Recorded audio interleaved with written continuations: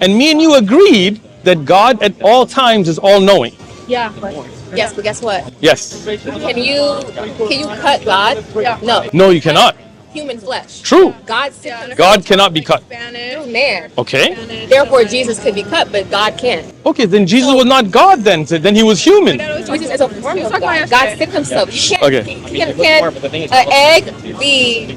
Can a chicken come from nothing? A chicken can come from nothing if God created it. The first chicken God created from nothing. Yes. Right now, can the chicken go poof? Can God bring chicken from nothing? Yes. Yes. Okay. Can God be cut? No. Right? And that's why I'm saying when Jesus on earth could be cut, could be killed, he wasn't fully God. Yeah.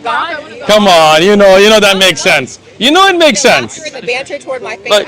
Look, I'm not laughing or bantering. You're laughing and smiling just as much as I am. Smiling. Me too. I'm not gonna say, oh, Me too. Come on, because I'm not belittling But your faith. I'm not belittling anything. I'm just asking you a simple question, and I see that you see that it makes sense. If God knows everything. I know, as a child of God, I know that there's some things I will never be able to understand. I get it. God tells me to have faith and to believe.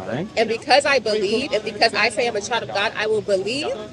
Even when it doesn't make sense. In my holy Bible. Even when it's totally against. That's what blind faith is. Yeah, see, I don't believe in blind faith.